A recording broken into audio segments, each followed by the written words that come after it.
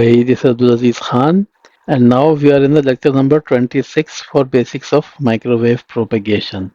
So here we will see some examples of refractivity index at how in the actual scenario we may have different kind of layers, how the layers are perceived by the waves which are passing through. So like this in first example, for example, the n value is changing. This is our link. One dish is here and the other dish is here. But just assume that just above the ground we have a standard refractive layer of a standard value of almost minus 39. But then there's a sub-refractive layer because of any reason. We'll go in the reason in the later videos. But right now, just assume that your actual atmosphere has a sub-refractive layer here. Then there's again a standard refractive layer. Then there's the elevated super refractive layer here. So the sub-refractive layer has a value of plus 500. It's a very high value of refractivity index, and this has a very low value, minus 900 value is here. So and then again, I mean the above part is again standard refractive layer.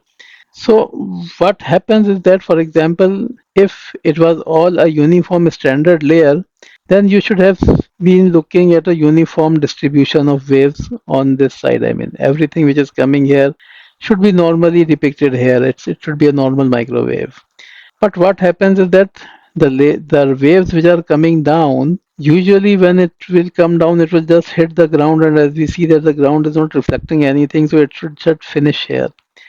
But this sub-refractive layer, now you have to combine your knowledge of the Snell law, which tells us that when a wave enters a different medium, then it changes direction.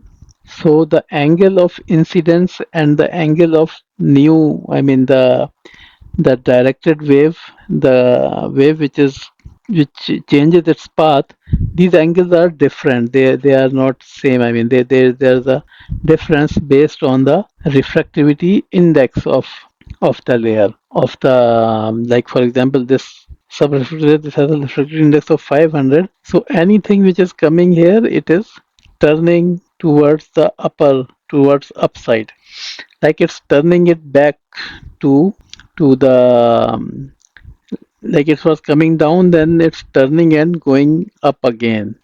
But if you see here, some of the waves, like if we see this wave, it came in with a different incident angle. So because of that, it was not able to turn that much before hitting the other interface, and then it went from here, and then it entered this layer again, and then this layer again turned it up, and then it goes up. So I mean, what I wanted to convey is that that this is again not a very simple interaction of things. Like the angle of wave, the angle which the wave is taking when it is entering another medium, and the refractivity index of the medium, and then the angle which it is taking when it is going outside of the medium, then when it is going outside, then in what kind of medium it is going back.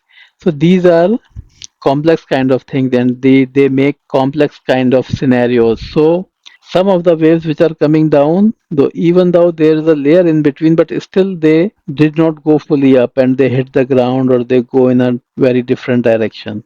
But some of the waves, they enter and then they were able to fully change the path and go back again.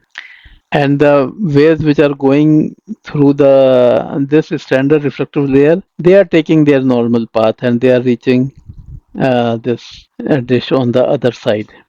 But when we go on the upper side, again, as we have elevated super refractive layer here, so this is also doing similar kind of complex thing. I mean that some of the layers which went inside, they also must have changed the path.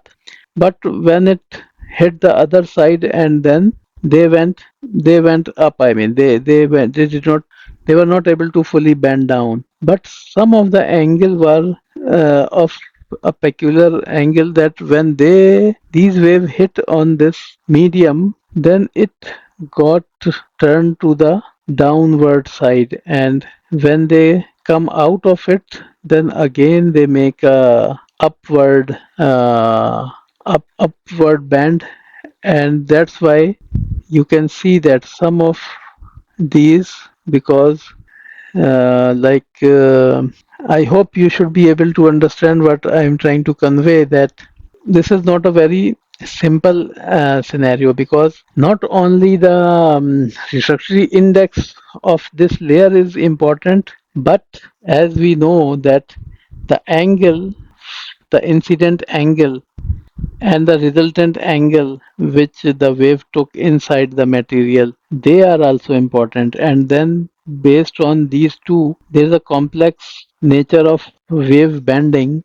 So in this peculiar scenario, we can see that, like in this area, we can see that a lot of waves, they converge here. So if your dish was on this place, this must be receiving a very high value. So if you correlate it with some of the links, in some of my videos, I try to show this in path laws as well, that there are some points where we receive even higher than the transmit signal.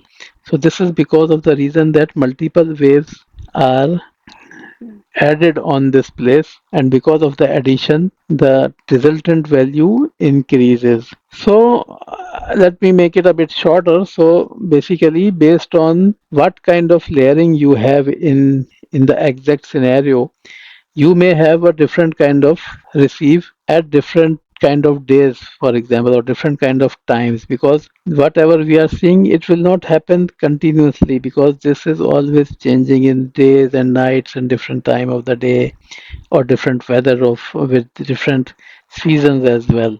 But sometimes you may have this kind of peculiar scenario where your dish is sometimes receiving a very high value and sometimes receiving a very low value, because of the changing in these layers height and their exact value, that what kind of Shukri index they are providing you at that time.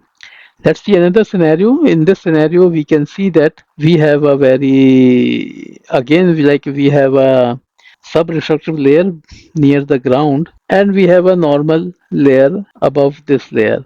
And the interaction is such that you are having a radio hole here. Like for example, when this phenomena occurs, for example, it happens on 5 minutes in any specific day, then for those 5 minutes you will not be able to receive anything, because no waves will be reaching here. So this may give you some answer that why some links that you implement and your operation team says that in some part of the day the link don't receive anything. So you need to know that what kind of dynamics are there, what kind of refractivity index changes are there. So like here on the ground you have a very high value subrefractive layer. So this layer is changing your path. I mean, whatever is coming from here, it is not letting it reach the other dish. So the dish is going in a radio hole and it is not able to receive anything. So I hope that some things are a bit different, a bit difficult to understand and to explain as well. And but when you correlate it with some of your background knowledge and some of the links that you are working on. So if you are working on any problematic link, and if you want, you can share the details and we can discuss your link. We can try to apply our knowledge on your link so that we can give you some real life reasons that why you are getting some specific kind of issues. I have tried to show it through path laws as well. I will try to provide the links of my YouTube videos which talk about this in path laws. But hopefully, at least this will give you some idea that the uniform atmosphere that we have around it is basically not always uniform. It may have some elevated refractive layers and some sub-refractive layers, and we will learn about ducting and other things as well. So see you in my next video. Goodbye.